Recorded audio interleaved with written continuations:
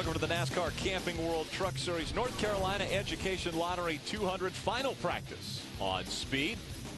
If the trucks are on the tracks, we are here on Speed to cover everything that takes place. Rick Allen, Phil Parsons, Michael Waltrip with you all day from 9 o'clock at the start of our first practice all the way through the end of the race, which will be about 11 o'clock tonight. Now, what did we see in the first practice that we learned for maybe qualifying later? I think we saw guys learn a lot about their trucks. They had an extended period of time that the track stayed consistent. They were able to go out there, feel what their truck had, get some tires scuffed. That'll help them later on when they go to qualify because they got all that worked out. So we saw a lot of traffic during that first practice. I don't think you'll see that much this time. They were lined up to get on the track at 9 o'clock. There's not anybody down there in line right now, so they're sorting through their trucks, figuring out what they got.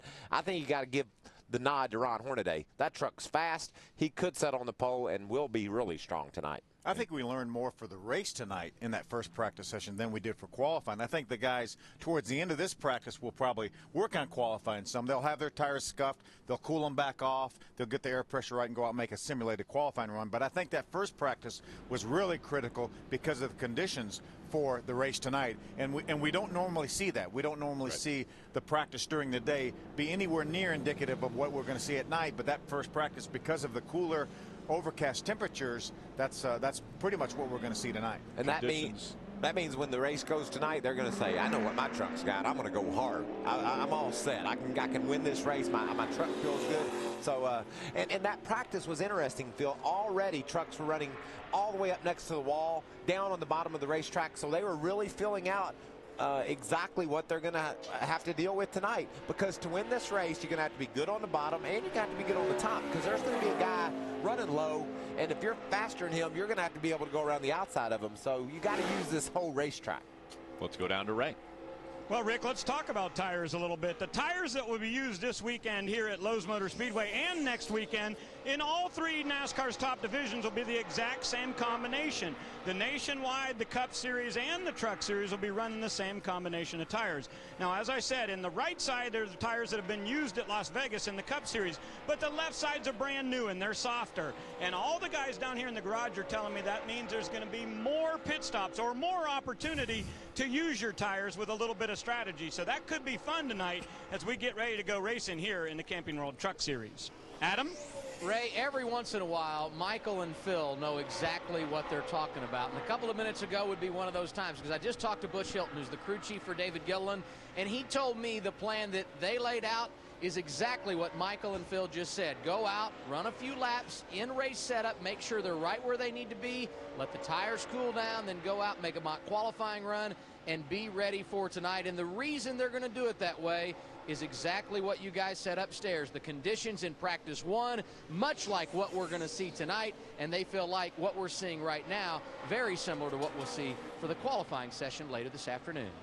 Congratulations. I was going to say, Adam started that with every once in a while. I thought you guys were right all the time. Was that a compliment? I mean, or was it shock? It might have been shock. That's like when I won the Daytona 500. You know, you got that compliment. It's good to see you win a race finally. Finally, why you got to? No, wait a minute. Was got that to a throw that on the tail end why of that? you want to put that damper on me? And then Adam gave us the every once in a while. Keep him humble, would you? I'm trying. I'm trying. Well, you didn't have to worry about Rick losing it there. You didn't say a word about him being right about anything.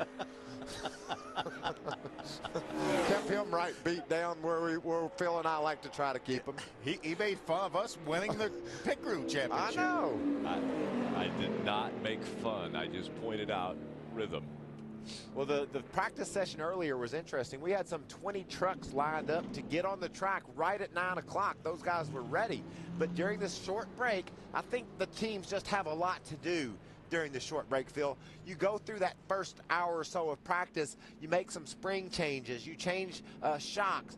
You have to re-zero your truck. You got to get it on the scales, get everything back to exactly where you know it's at, so you can analyze what all you did to your truck and then make a new set of changes going into this practice session. So guys were just trying to make sure that they knew exactly where their trucks were.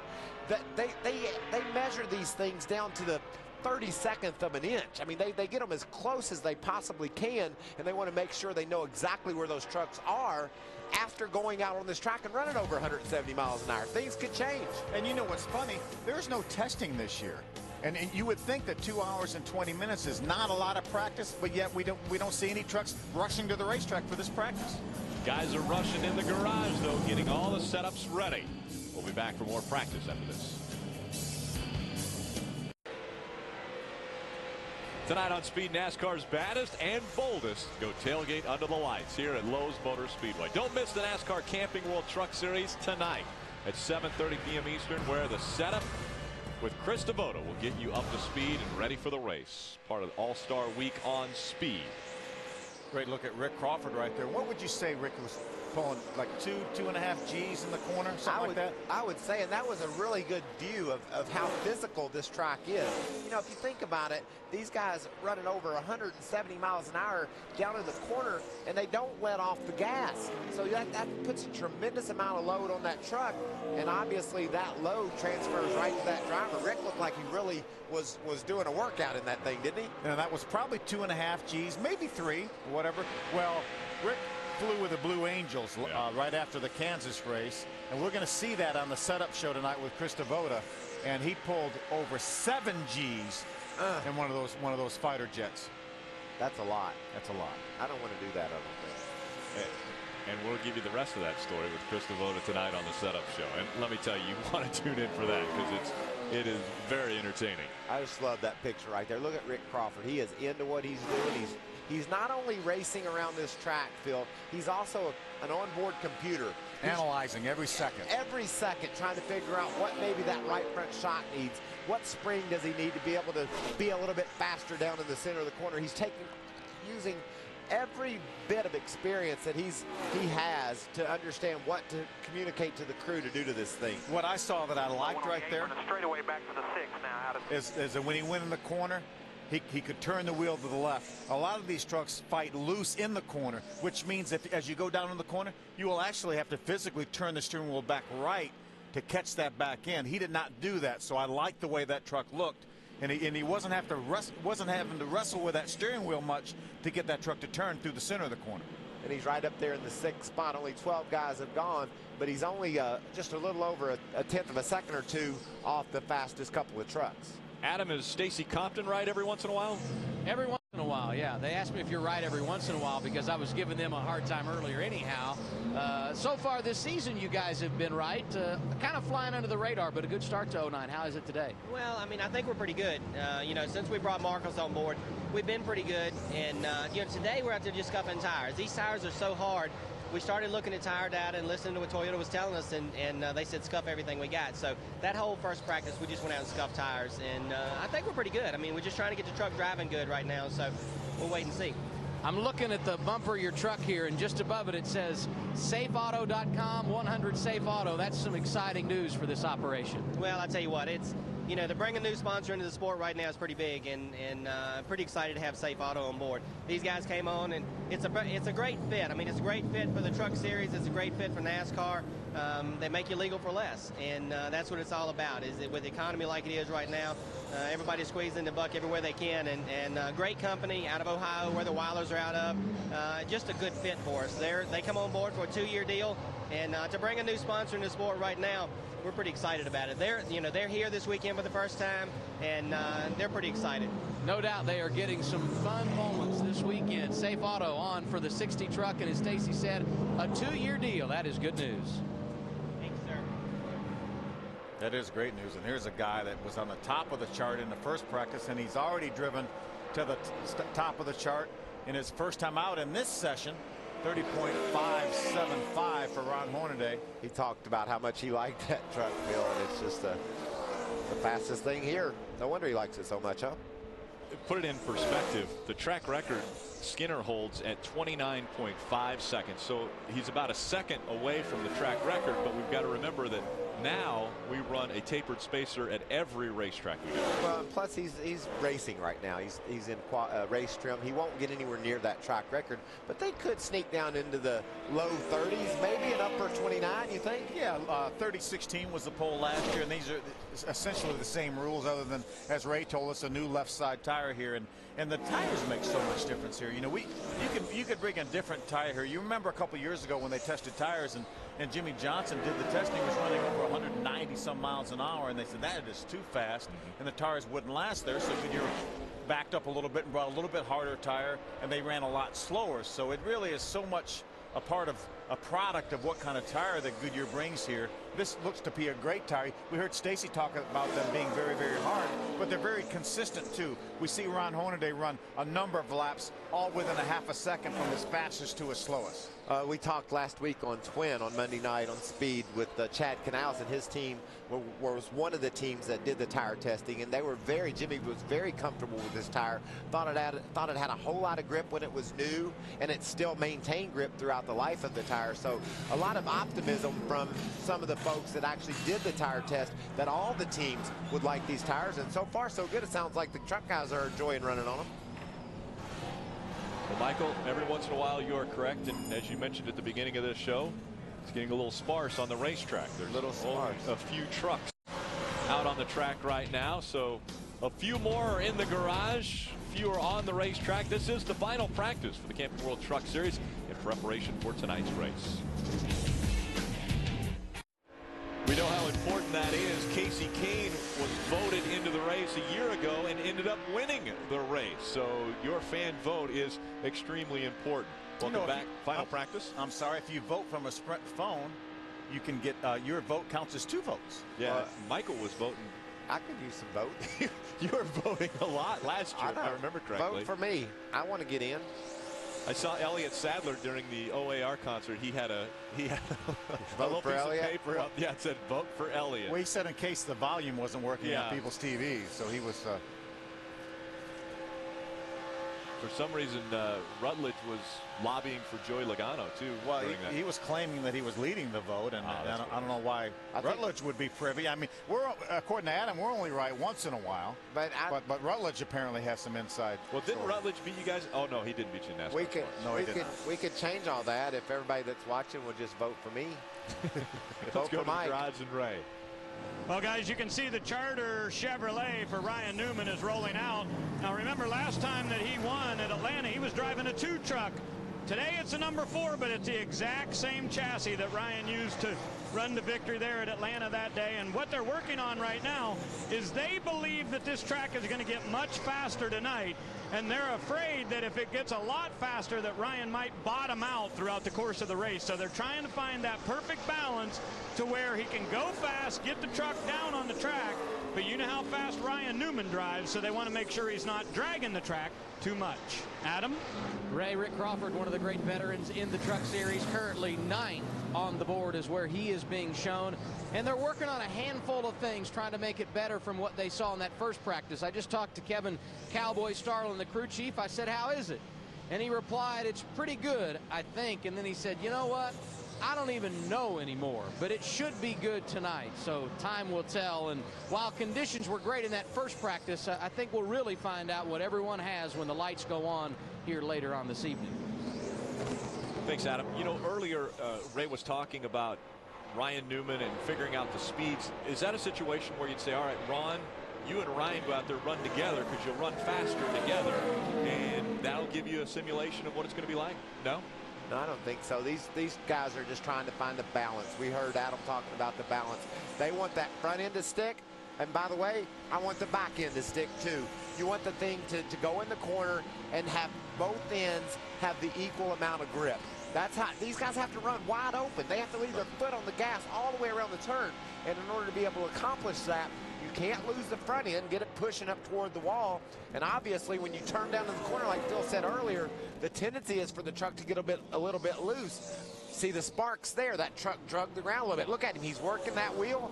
That's a little bit of a free truck, and he doesn't want that either. So he's got to figure out that balance, how to put a little bit more grip in the front of this truck, I think, right now. You're right, and they were very, very right on the mark talking about bottoming out, because I think when the temperature goes down like it will tonight, the track will pick up speed. You can see the sun peeking through right now, and these trucks are so dependent on air to push things down that, you know, when you go a little bit faster, the air is going to push them down a little bit farther. and that's why they have to have a little bit of a cushion there. And we already saw Ryan bottoming out a little bit, so they're going to have to really be cognizant of that, to make sure that they have enough clearance when they go a little bit faster. You know, we saw earlier Rick Crawford. He just had that wheel, and he'd turn it down in the corner, and the truck would go around the corner. We saw Ryan Newman doing a whole lot of steering with his truck trying to get through the corner. Both of them are running speeds that are comparable to one another, but yet Newman looked like he was doing a lot more work. Let's watch him as he comes down the front straightaway. Obviously, this isn't any big deal. They'll just work until you get them all out there. Then they could wreck on the straightaways, too. We saw that last year. Horny, they went through a slide through the grass. Watch Ryan trying to work the wheel of his truck. A little bit left, a little bit right. The steering wheel is jumping around in his hand. And we saw Rick Crawford just a few moments ago, and he was never, he turned the wheel in, but then he did not do any gyrations with the steering wheel like Ryan is doing right now. Now Ryan's slowing down a little. No, he's going to stay on the track. Looks like we're still too tight.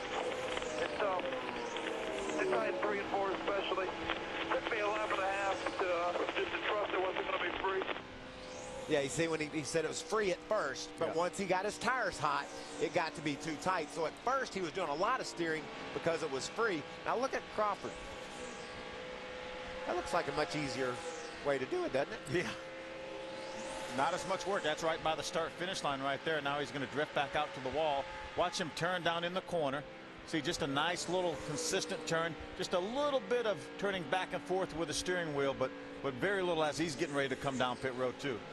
Could it be different steering boxes? I mean, as far as that's just the handling. I think it's just handling, and I think if you think back to Atlanta, we watched. Got an engine problem here on the 22 truck. Yeah, that's the Red Rocks Cafe, Chris Fontaine truck. Good job. Yeah, they'll cook you up a steak. It'll look a whole lot like that while they're cooking it at Red Rocks. A little bit of smoke, but this isn't good when you're not a restaurant. But you remember at Atlanta, we watched Kevin Harvick. He was all over that steering wheel, going to town, hauling the mail. And then you saw Ricky Carmichael trying to figure out how to race. He was much calmer with the steering wheel. He just wasn't going as fast. In that case, Ray, Ryan Newman was moved up to 3rd on the chart, hauling the mail, but he was driving the heck out of that truck. And Michael, he likes this truck so much better than they had in the first practice. And Rick Allen brought up a good point about, did they change steering boxes? No, they did not change the ratio or the steering box, but they did change the bearing in the steering column. And what happened earlier was they had one that was too tight. It was almost seized up in there, and Ryan had to really jerk on the wheel to get it to go. So they got a different size bearing, put it in the steering column, and now his wheel turns right to left much easier than it did in that first practice. And of course, we see Ryan Newman with a handful of wheel all the time, but apparently much easier to steer that Ford truck now than it was in the first practice. 22 of Chris Fontaine coming into the garage now. Smoke still lingering behind that race truck. That's the reason why there are no trucks on the track. NASCAR officials have gone out to see if there's any fluid on the racing surface. So we take a quick break, and this is the final practice for the Camping World Truck Series.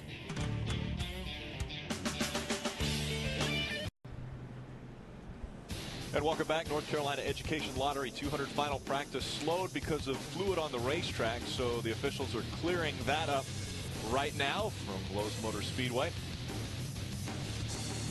Arguably, this race was the most memorable in its 25-year history. It was the first year that the race was divided into 3 segments, but it was the final 10-lap sprint that sent emotions over the edge. With $200,000 on the line, push came to shove for Dale Earnhardt and Bill Elliott. Earnhardt walked away with the trophy while Elliott's dreams of victory were cut off. Here now is Dale Earnhardt. But it's Bill Elliott in that T-Bird that's been running faster than anybody all day, and he closes right in behind. Look how close he is. If you're Bill Elliott, I knew what I saw wasn't right.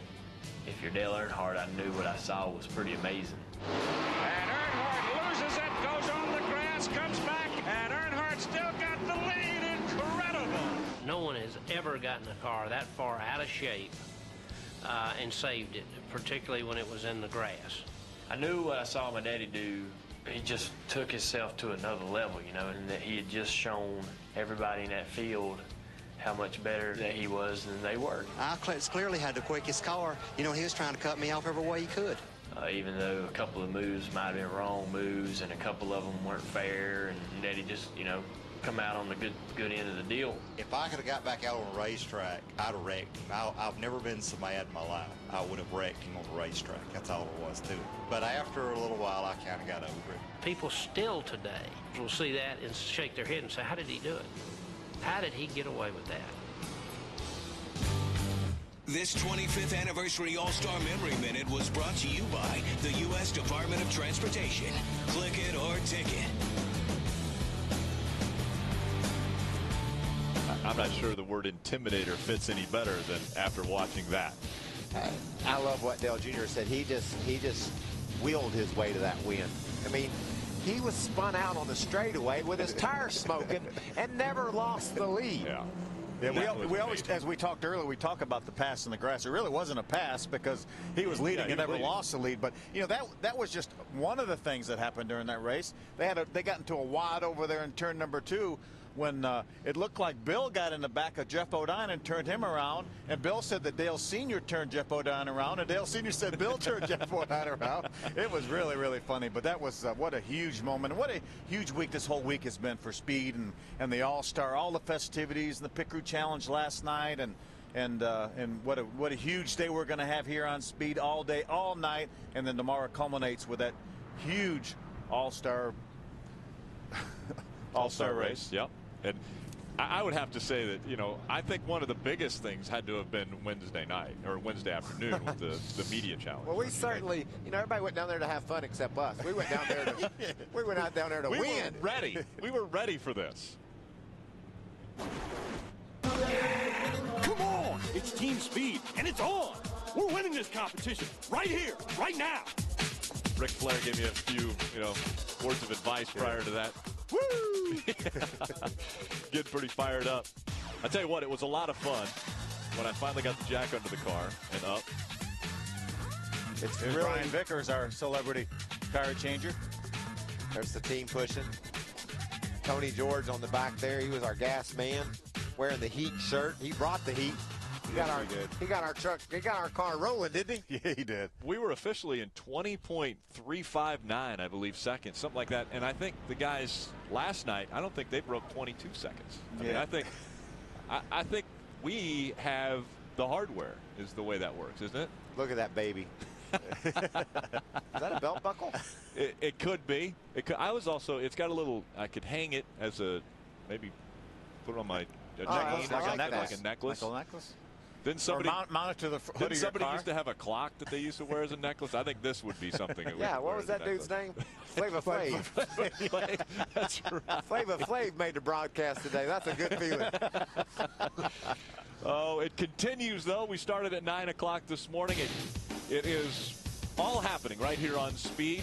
Sprint Cup practice at noon after our practice, the NASCAR Live. Our qualifying at 3:30, followed by the Sprint Cup qualifying at 5, and then our race tonight.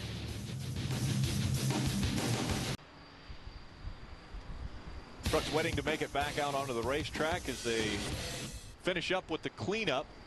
There was some moisture, actually some fluid put down by the 22 of Chris Fontaine as that engine looked to expire, so he came onto the garage or into the garage, and right now they've put the speed zorb on the racetrack and are blowing that off, and the trucks are about to go back out onto the racetrack. Thing blew up going down into turn 1, Phil, and he was right in the groove, and wasn't anything Chris Fontaine could do. His engine let go, and or at least an oil line came off. We'll have to find out exactly what happened to that truck. But a lot of the speed zorb though has been put down on the racetrack, and you could see he got off the racetrack as it exited turn 2, so that should make turns 3 and 4 be in pretty good shape.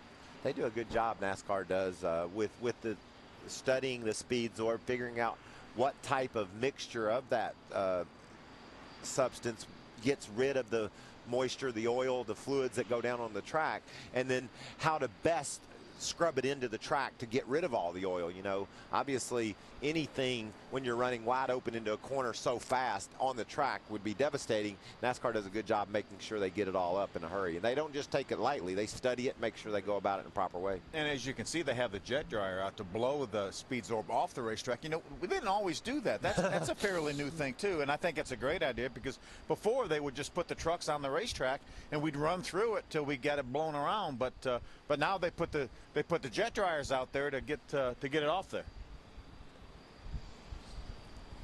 Wonder if he sees himself. One of the stars. Hey, yeah, there he is. Look at this. One of the stars from Top Gun. Yeah. I believe wasn't he in the Goose? Wasn't he in the volleyball scene on Top Gun?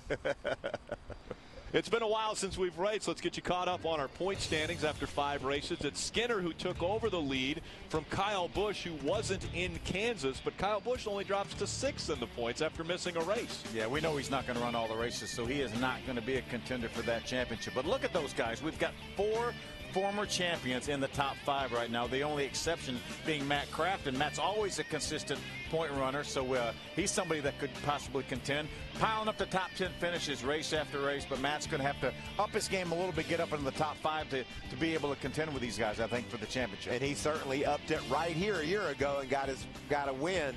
And so don't be surprised if you see Matt Crafton and that team become a true contender in this points championship. They figured out that if you're on top of that camper, you might get on TV. So the people are lining up to be on top of that camper today. And he's calling people and say, hey, turn on the TV. You won't believe what you're going to see. We're very appreciative of the fans for the Camping World Truck Series as well as the Sprint Cup Series. They're here to enjoy some racing at Lowe's Motor Speedway this weekend. They're all set up for the weekend, Rick. It's going to be a good time down there. They may have got that camper at Camping World. What a better situation. Be in the infield and watch DirecTV and see yourself. That's right. We'll be back with more practice on Speed.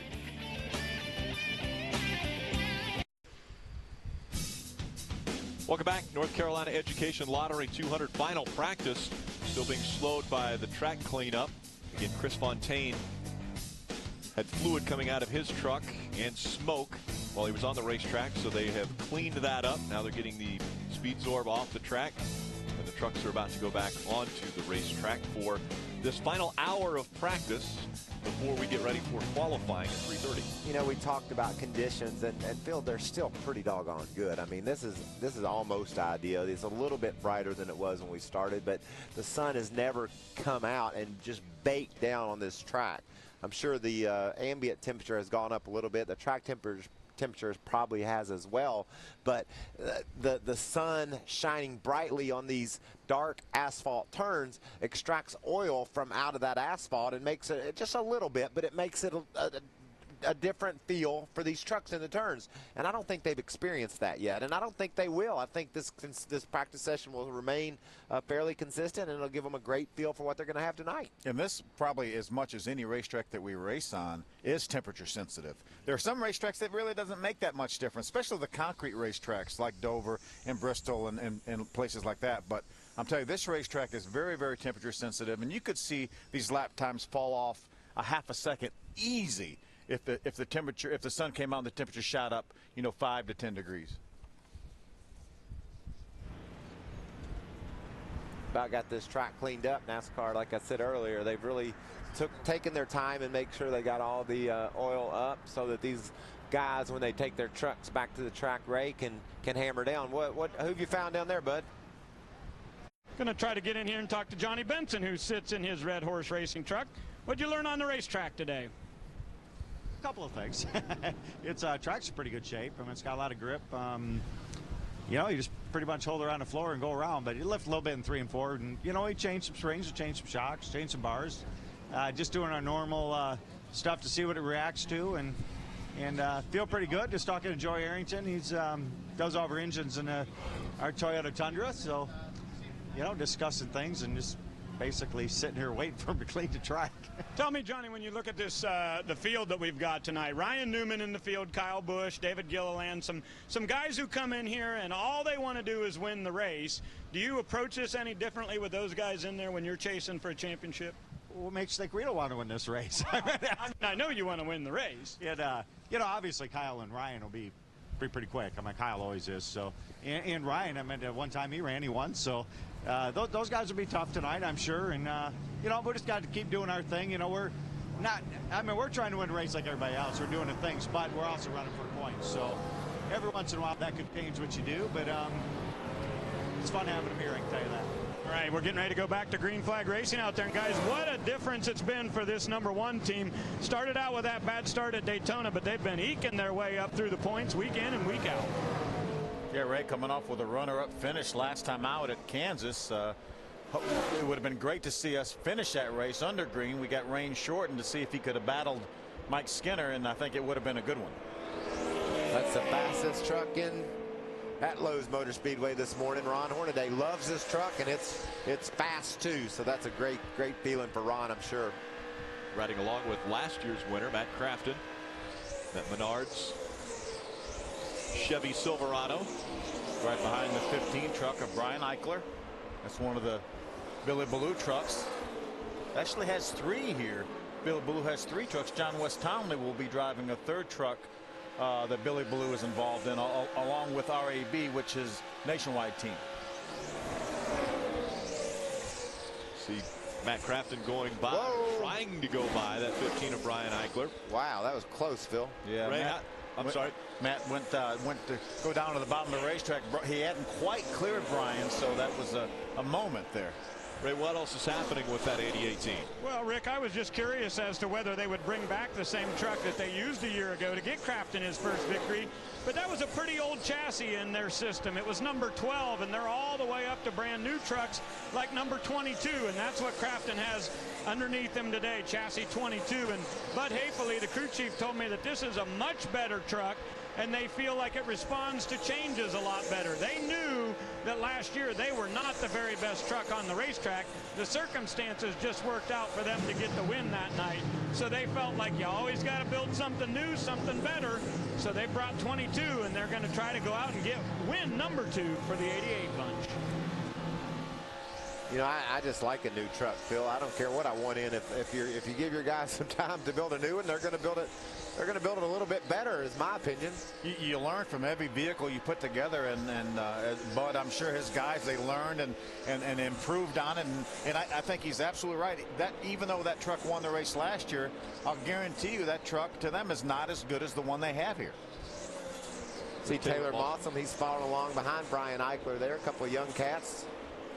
Taylor's got his truck up in the 5th spot on the scoring pylon. Eichler's down in 21st, but yet doesn't look like Taylor can make any ground on him. So that just tells you how tight these times are. Whether you're up in the top 5 or in the top 20, it's still a battle to get around the guy. Looked like Eichler had a little bit of a problem getting off turn number 4 that allowed Taylor to close right up on him. But again, not necessarily able to pass him. Got to his rear tailgate, but not able to get by. Just think all what these kids are learning right now. You know, every bump they hit, every time they dive down into these corners, high bank, Lowe's Motor Speedway, they just learn a little bit more about what they're doing.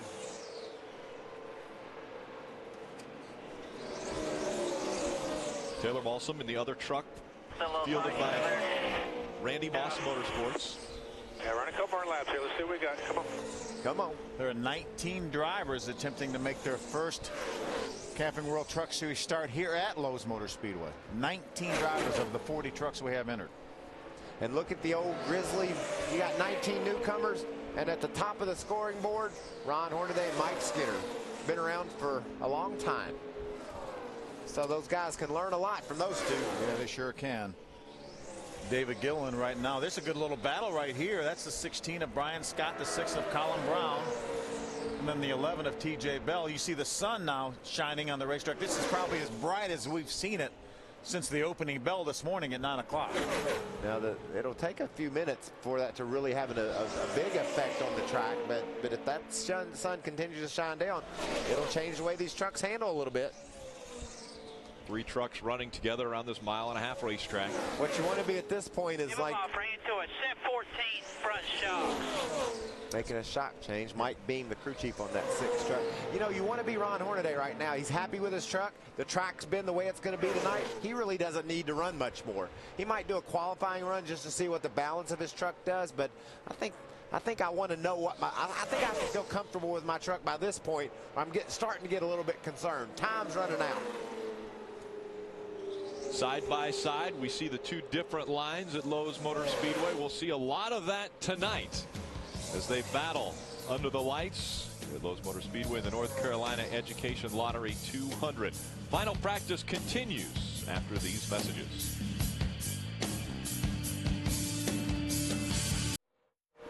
The Catch the Race, Catch the Cash All-Star Sweepstakes is going on now. Go to speedtv.com and play today for your chance to win cold hard cash. Today's your last chance to win $250 in the Catch the Race, Catch the Cash All-Star Sweepstakes. So again, go to speedtv.com and play now. And we want to text NASCAR on your Sprint phone to 7777 and vote for Mikey, right? Yeah, vote for Mikey. We'll do a twofer. It's a two-for-one deal. $250, and I might get to race in the All-Star race again. I won it before, and potentially win $250. Potentially. And what? I mean, that's win-win for everyone. It's a win-win situation. Adam Alexander.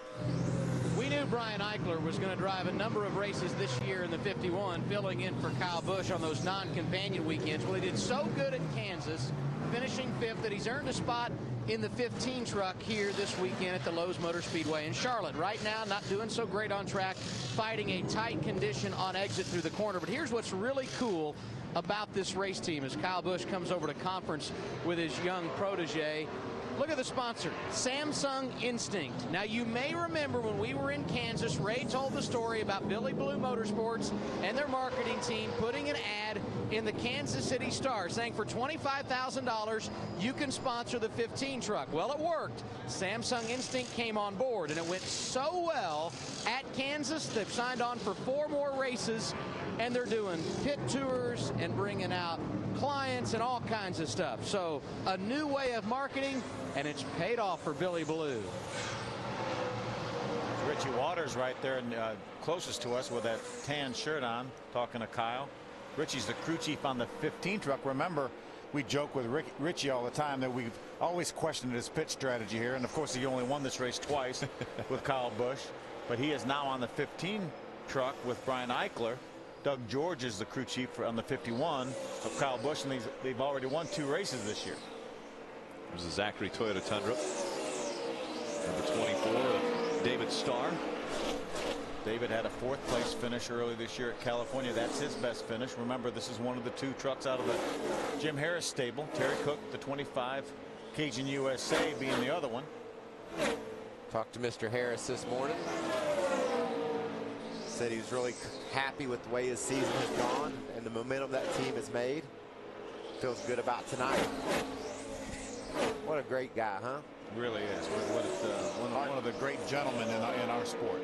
And heart and soul into these trucks, and it's good to meet some, good to hang around with somebody like that. He told a story that as a teenager he went to the race in Martinsville, and he said I got those fumes in my system and I haven't been able to get them out yet. See Ryan Newman running the top of the racetrack, getting a feel for what his truck's going to be like up there. That's Matt Kraft in the Menard Chevrolet right in front of him. Both of these trucks powered by Pro Motors. Looked like Ryan had a run on him there and checked up a little bit going into the turn. You know, we talk about how wide this track is and all the grooves. You put 2 of those big old trucks out in the middle of the corner, though, gets a little crowded, doesn't it? Yeah, sure it does. Looks a lot tighter. Let's go back down to the garage and Ray Dunlap. Well, thank you, Rick. You know, this year we got all nice new duds for everybody on Speed Channel. Got very nice shirts, and of course we get them pressed. But you were talking about the pit crew members, and it's amazing how much work gets done down here. But I want to show you something. If we can get Tom, hey Tom, turn around here. This is Tom Ackerman. And look how much dirt is on this guy. And here's what I'm trying to figure out, everybody. There's concrete floors here in the garage. This isn't a dirt track. My goodness, this man's been working hard today. I mean, look at that. That is dedication. That's dedication right there. I'm glad you called him out. I'm sure he's really appreciative of that as well. And he's got his NASCAR Day pin on. That was good. Tom is an engineer on that truck right there, the Copart.com Toyota Top Bodine. Tom won a race last year at Mansfield, Ohio with Dennis Setzer as the crew chief. That team disbanded a couple years ago. That team disbanded, and Tom came over here to Germain Racing. Now, did you get any credit for being a part of that team at all? No, I did not. You didn't? Did not get any credit. We saw the 22 Red Rocks Cafe truck blow up, or that's Jay White's teammate. Adam, any concern about his truck down there? Jason and I haven't talked about that. The fact that there was an engine issue with one of the team trucks, but I assume everything's good with you right now. Oh yeah, truck is great. Race runs, we're just as fast as anybody. Getting ready to do a qualifying run and see how it goes, and get this thing up on the board. It's going pretty good. Team still feeling the momentum from that top 10 at Kansas a couple of weeks ago? Oh, it's awesome. I mean, KHI has helped us out a lot, and got to thank Kevin and those guys. But that top 10's a lot good builder for us, and I think we'll get a top 10 tonight. We're pumped.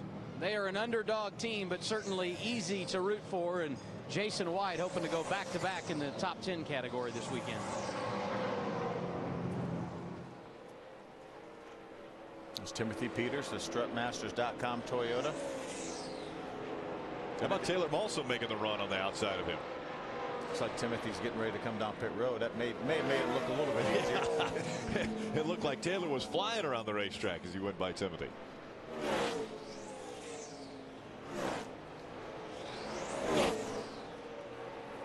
"45 minutes remaining in this final practice for the Camping World Truck Series.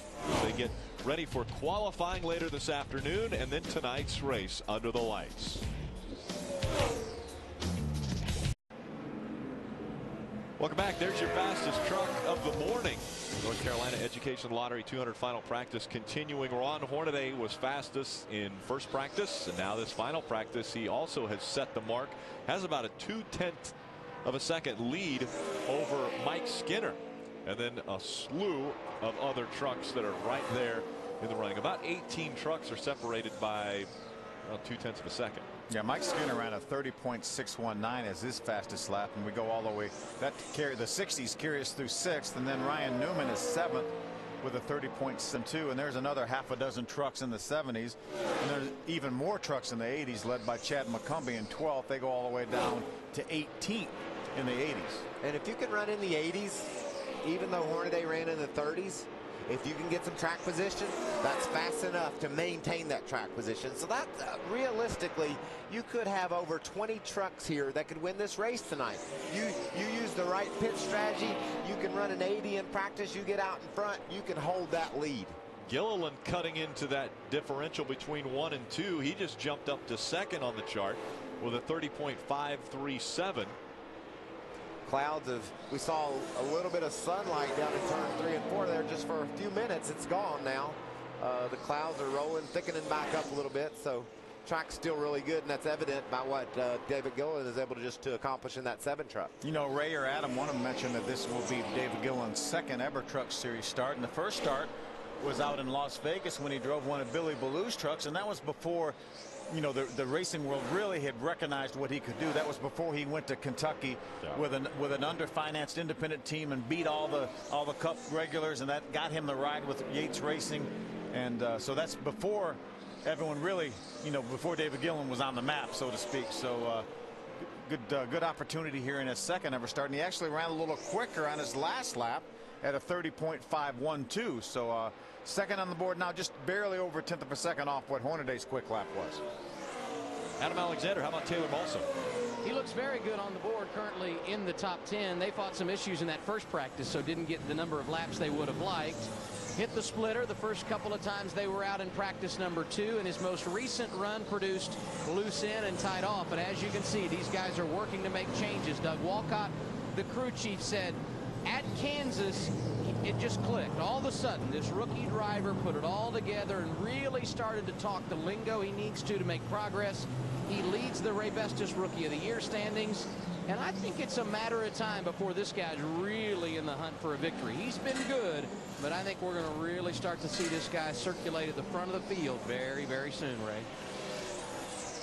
And Adam, we see Hornaday back at the top of the board in this practice as well as he was earlier today in that Longhorn Chevrolet. He sits right behind the pit wall. They just came in and took some tire temperatures for him. They put another set of stickers on. He went out and scuffed those tires in. I asked crew chief Rick Wren if they were going to do a mock qualifying run. He said, well, sort of, but not really the way we normally do it. We're not necessarily worried about winning the pole. We want to focus on race runs and make sure Ron is happy, because tonight winning the race is what's much more important than qualifying. And remember, in the truck series, we impound the trucks after qualifying, so there is very limited adjustments that can be made to these vehicles after they qualify, so they can't be that far off of their race setup, because these are the same, they'll have to be the same setups they run the race in. And when you talk about qualifying, you want to talk about that guy right there. That's a pole winning machine. I think he's got three poles here, right? Yes. Out of the six times races here. Yeah. 50% of the time that truck is starting up front. And this is right in his wheelhouse. It is a big old high bank track. Fast. He's got a really good truck, obviously third fastest right now.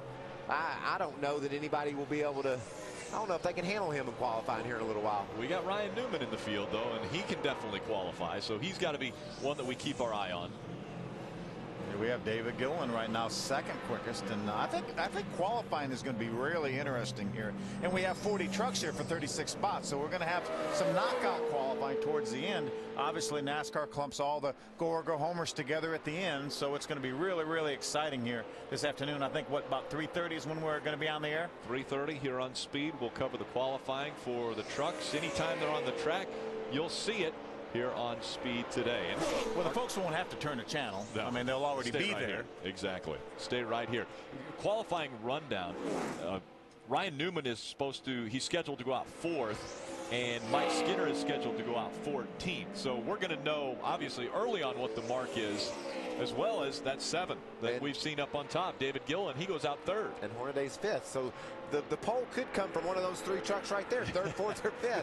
And then a little bit later on, you'll see that fast truck of Skinner go out.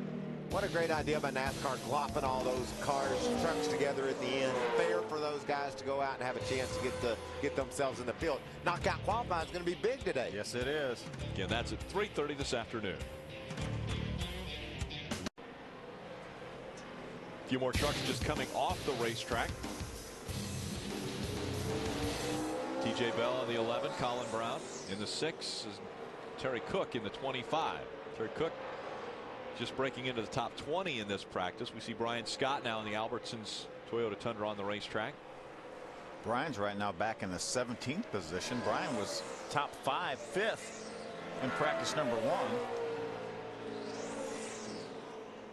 But again, we're only talking about a couple tenths of a second. If he could go out there and run 2 tenths quicker, that would put him up knocking on the door of the top 5 in this practice session. And we're seeing him run high. He's running that second groove up a little bit higher, so not a qualifying run for him.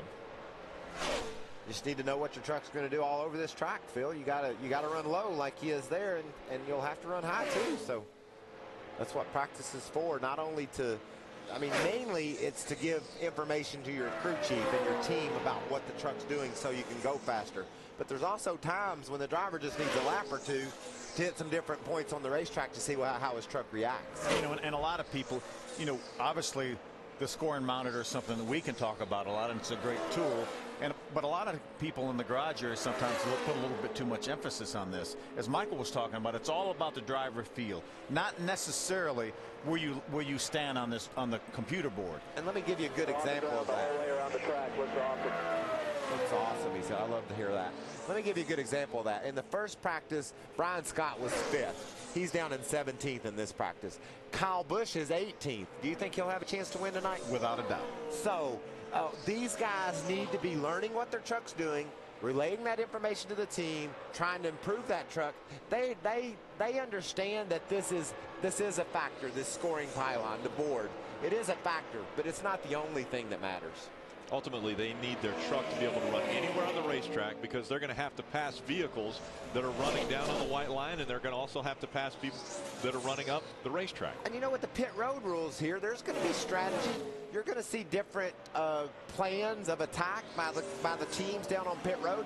So again, like I said earlier, if you've got a truck that'll run in the 30-second bracket, if it'll run 30.99, you've got a chance to win the race if you put that truck out in front, because it's just, you saw how crowded this track gets when you got 2 trucks up in the middle of the corner. That means if you're out in front, you're driving away from people. Remember this race last year? We saw Kyle Busch and Ron Hornaday get together. We saw Todd Bodine and Ron Hornaday get together. So anything can happen. You may have a truck like right now. Ron Hornaday appears to have the best truck. He was fastest in the first practice. He's fastest in this practice, but there's no guarantee that he's going to be around at the end fighting for that win. So anything can happen, as Michael said. You just got to be in the ballpark. You got to get your truck driving well where you can take advantage of a situation. As they always say, if you would go by what's on paper and you wouldn't have to play the sport, then it wouldn't be any fun. There you go, buddy. That's exactly right. Hornaday, Gilliland, Skinner, Colin Brown, and James Busher. Your top 5 in this practice. And just in the second 5 is TJ Bell and that number 11, Adam Alexander. And this is a team that really has made some good progress throughout this second practice, Rick. Really, really tight when it began.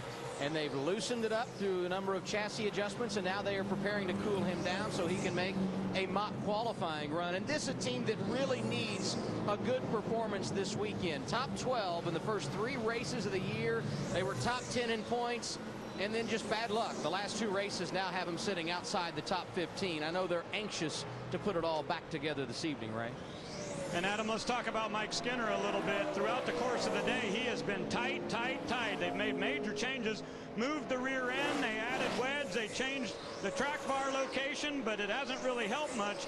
But here's what Eric Phillips, his crew chief, is reminding Skinner. Don't worry too much about what your truck's doing right now, because this racetrack will be very different tonight. Try to remember what we learned in that first practice and throw away some of what we're doing right now. He said, Skinner says the truck's still too tight for it to be a winner. Look at the difference in the attitude of those 2 trucks. That 5 truck's all jacked up in the front on the straightaway, while the 4 is right down nice. I like the way the 4 truck looks for my personal preference. We've seen people have success both ways, but for me, my experience tells me if my truck's pushing, it's too high in the front. I need to get that valence down on the ground and try to take advantage, get that splitter down to try to take advantage of the air to push that truck down in the front so it'll turn through the corners. Maybe that's something they need to look at. And this last lap, Ryan Newman jumped up to 3rd on the board with a 30.603. So obviously that truck has a good attitude, and it's also pretty fast too. Get a look at Ryan Newman, the cockpit of that race truck. And if the truck's fast, the driver's going to have a good attitude. Hey, is he 1 for 1? He's 1 for 1. He's batting 1,000, as they say. What would you make in baseball if you could do that? A lot of money. You'd be doing pretty well. What do you got to do there to be good? Like 1 out of every 3 you hit it? 3 out of every 10. 3 out of every 10. Yeah. Stacy Compton. I guess you'd be pretty good in racing if you could win 3 out of every 10. Well, Kyle Busch was kind of doing that last year. Well, he's pretty good. He's got it figured out. There's a guy we talked to earlier, very optimistic about this team. Top 10 finish out in Kansas. Loves this truck here. Feels like he's got something for him. I think he said he was going to make a qualifying run, didn't he? Is that what this is right here? To see if he can jump up the board. About the same time as he ran before, so I don't know that that's what he's doing right now, but he mentioned that, didn't he? He did mention that. Looks like he has a lot of tape on the front of that truck, so it has a look. He's going to bring it down pit road right now. He didn't run fast, so he may not have liked it. Remember we talk about how these trucks are impounded, so you know, qualifying setup is a compromise because most of these trucks would not be in the configuration they're going to be in for qualifying if they could work on them after qualifying and get them ready for the race. So it's just a compromise. Sometimes it's just a band-aid on how to try to get this truck where it can qualify, knowing that you're going to have to race. And typically what that means is if you have a truck that's in great race mode and you go to qualify, more than likely you're going to be really loose. Yeah, and you know, it's a short race. It's only 200 miles, so track position is very important. So these teams will really crutch these trucks up. When you put tape on the front end, they go way faster. They go through the air faster. But it plants the nose to the track, and it makes the back end want to come around. So you're really loose, like you said, Phil. So they'll try to put wedge in. They'll try to lower the rear roll center, make the back of the car. They'll put crazy air pressure maybe in the right front tire just to try to hold that truck steady in the turns, because of all the tape that's on the front of it. Like you said, it makes them go nuts. All they have to try to do in order to make 2 laps, because qualifying is so important. You got to start up front. The music was playing when you were talking. I get that a lot. I get that when I'm driving down the road by myself too, for some reason. We'll be right back. Welcome back. North Carolina Education Lottery 200 final practice continuing. Lowe's Motor Speedway, the sun breaking through. These fans, I'm sure, fond of that. Get a little bit of a suntan here while they're enjoying Truck Series practice. You need to say they have their satellite dish right there, so they're watching TV. And if they would look, turn over and look, they would probably see themselves on TV. Well, they're playing a game. There's many games to be played in the infield at Lowe's Motor Speedway, and they're partaking in one now. I'm not sure what game that is, but they're enjoying one. He was reaching for his cell phone because somebody was calling him to tell him that he was on TV. There's Brian Eichler again in the 15. That's Samsung Instinct 15 Toyota Tundra from Billy Ballou. Brian right now is 23rd on the board. He's got I would call it an ace in the hole with his teammate being Kyle Busch. I'm sure that those guys will be able to share some information after this practice is over and get him ready for qualifying in the race later this afternoon. Yeah, but darn, he proved out in Kansas he's pretty much capable of doing it on his own. Yeah. Kyle wasn't out there, and that truck finished in the top 5. And Brian's just a guy that everybody talks about as having a lot of talent. And I think it's obvious with what he accomplished out there in Kansas. So while he's not up on the speed chart, I think that he has some racing savvy about him that will allow him to communicate with his team after this practice is over, probably tell them some nuances that truck's doing. The team will improve it, and watch for him to be a factor tonight. We saw bottom out getting in turn number 1, so that's one thing that they may want to work on because he's been out there for a few laps. That would typically get better. And let's just remember, you know, he's down in the 23rd spot. He's run just over 31 seconds. Kyle Busch is up. He's only in 18 spots, and he's just run under 31 seconds. So the trucks are running pretty close to the same speed. And again, we talked about that the time is something to reference. The board is something to reference the times they run, but it certainly isn't the most important factor for these guys as they get ready to race. One guy who I'm sure is looking at the board and feeling pleased is James Buescher in that 10. He's currently 6th fastest, Adam. And I watch you guys on NASCAR Smarts, Michael and Phil, so I know that you know this ice is not to keep the drinks cool. It's to help make sure the truck is cool so Buescher can go out and make a qualifying run. And they're telling me he's getting ready to go right now. He was 6th on the board prior to this opportunity to go out. I think if you're looking for someone a little under the radar, maybe not in your top 5, but a chance to win this thing tonight, Buescher feels pretty good. And we talked earlier about the fact that he's very confident after that ARCA win last week at Kentucky. Well, he should be very confident. He's had a really good season. 2 for 2 in the ARCA Remax Series this year, 1 Daytona, and then he's only been out of the top 15 as we talked earlier, only 1 time this year in the Truck Series, and that was Daytona when he was running extremely well and got taken out in an accident. Yeah, he's in the top 5 down at Daytona. Be interesting to see. He's up in the 6th spot so far with race runs. It'll be interesting to see when he tapes that thing up, and maybe we can follow him on his run if it does throw the balance off, or if he can take advantage of the aerodynamic advantage that tape gives the front of that truck and go faster. Yeah, there's no guarantee that when you put the qualifying package in and do a mock qualifying run, you're going to go faster. There's no guarantee, because if it changes the balance, as we talk about, when you get your balance right for the race, then you're automatically pretty much going to be too loose. And as Michael said, you have to crutch that truck. You have to work on air pressure. You have to work on wedge and track bar, which is just about the only thing that NASCAR will allow you to do, and try to get the thing where you can drive it when you put all that tape on the front end. You can sweep a shock or 2 here or there. You can do some air pressure, but that's about it. And then you just tell your driver, you might have to hang on here. And now that's okay at some places, but when you've got to run wide open at a track like this, that'll get your attention. And I think that's why it's important that a guy like James Buescher gets a chance to tape his truck up and go out there, as you see here, go out there and make a qualifying run. He needs to see what that thing's going to feel like. Is it going to be too loose for him? Looks like it gets a little loose in the corner there.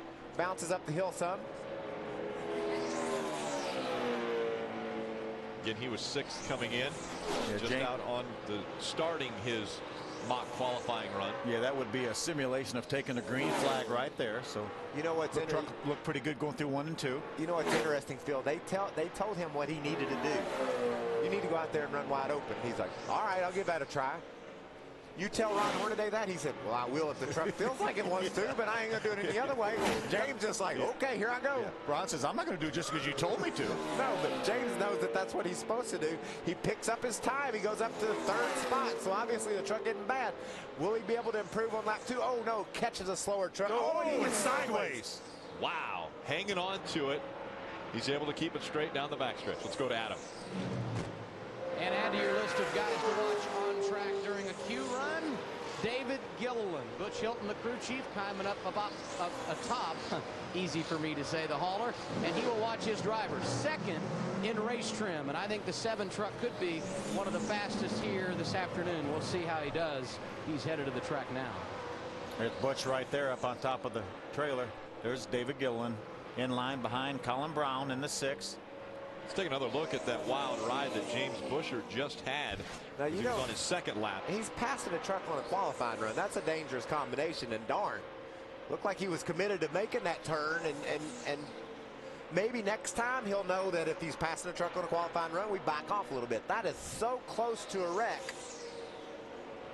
Yeah, he did a nice job saving that truck. He had to save it a couple times. That's one save. There's another save. He chased it all the way up to the outside wall and did a good job, and then said, okay, that's enough. I'll go ahead and come to pits. I get your point. Yeah. That's what he said to the truck. Yeah. Hey, I'm going to go get on that track. Hopefully I can keep mine straighter than that. Yeah. You see how that car handles for you. Yeah, have a good practice here. You need to get you in that All-Star race tomorrow night. I appreciate that. I'll be back up here. We'll watch some good qualifying. Knockout's going to be intense. Be interesting to see which one of these cats can get the pole here at 3:30. And Daryl's up here, so you feel free to go ahead and leave. No, because he'll try to take my place. You stay over there. Hey, we'll be busy on our phones, trying to vote you in. Ray Dunlap.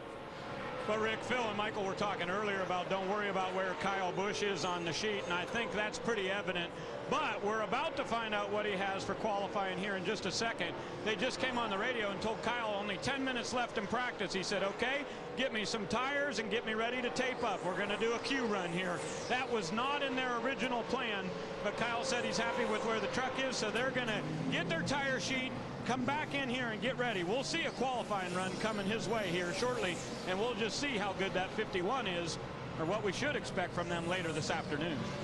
You know, Kyle has the record from winning this race from the farthest starting position. He started 20th. That's the farthest back a winner has ever started here. David Gilliland coming off the racetrack. 30.446 was the mark that he had set earlier. 30.483 the last lap that he ran. It makes me think that he basically ran a couple different mock runs here. Adam, what's going on down there in the garage? Just too tight, the word for David on the radio. And he said it's okay going into the corner, but coming off of 4, it's just too tight. And that's where he lost the speed. So Butch Hilton scratching his head a bit, and I think they'll go back to the drawing board, see if they can maybe make one more small change and go back out, or if not, certainly be ready when qualifying happens at 3:30 this afternoon right here on Speed. You know, that's the nice thing when you can run scuffed tires is you can go right back. You can, go right back out on another set of cold tires. All you have to do is cool that truck down. As we were talking about a bag of ice, that's really critical. They have cool down machines, and they can take that truck from 230 degrees down to about 60 degrees in a matter of maybe 5 minutes, and that's what a cool down machine right there is like. They will dump that thing full of ice to circulate. There's the ice right there getting ready for it. And there's the music. That means I think I'm done. Which means you have to end your thought. But practice isn't over. We'll be back to see how that qualifying run for Kyle Busch goes right after these messages.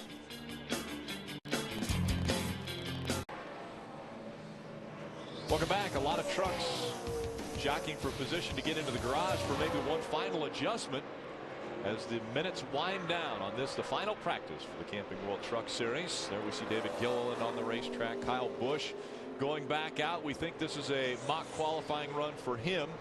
We'll see how he does. Again, he's marked way back in the 21st spot on the scoring chart at 30.884. We've seen quite a few push their way up into the top 5. Rick Crawford, one of them. Colin Brown, James Busher. Keep an eye on Kyle here. Truck looks pretty good right there.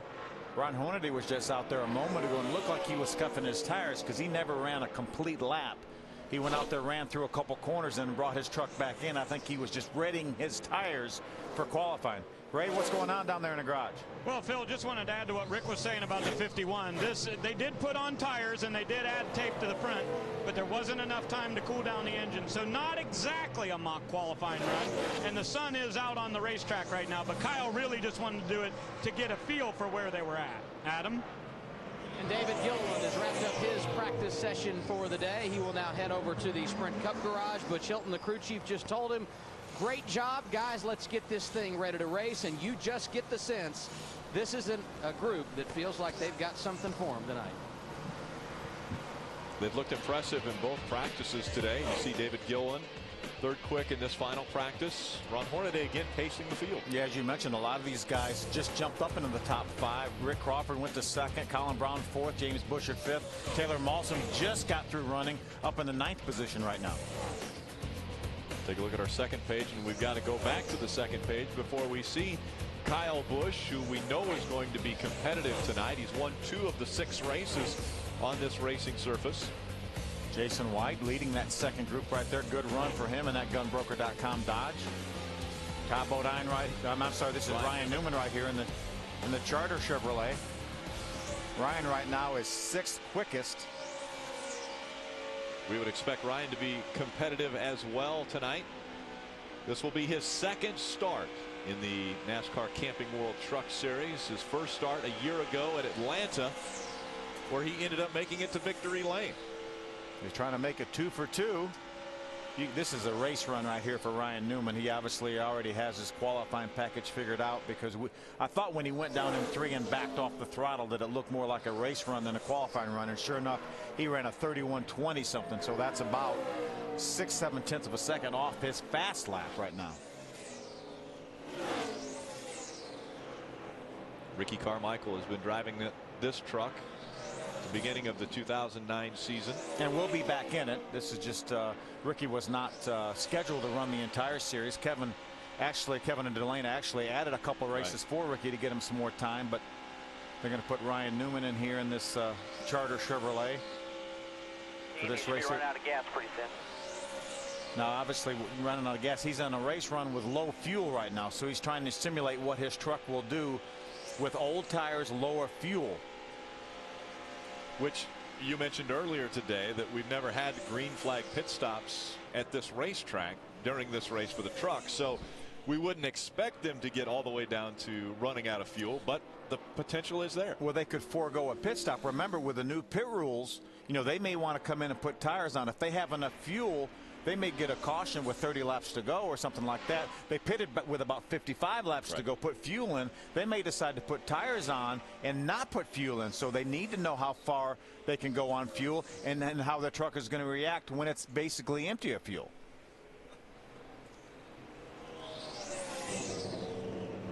Now to wind up this final practice, they've been on the racetrack most of the 3 hours this morning. We've been on speed. There's the red and black flag, meaning that is the end of our final practice, and all of the trucks will head on to pit road and back into the garage. And we go back into the garage with Adam Alexander. Rick, 6 times the Camping World Truck Series is raced here at the Lowe's Motor Speedway. Twice this event has produced a first-time winner, including a year ago when Matt Crafton went to victory lane. I wouldn't be surprised to see it happen again tonight. Brian Scott, Colin Brown, TJ Bell, David Gilliland, and so many others in this event tonight. James Busher is a rookie who could go to victory lane. It should be fun to watch some of these first-timers have an opportunity to win this evening, right?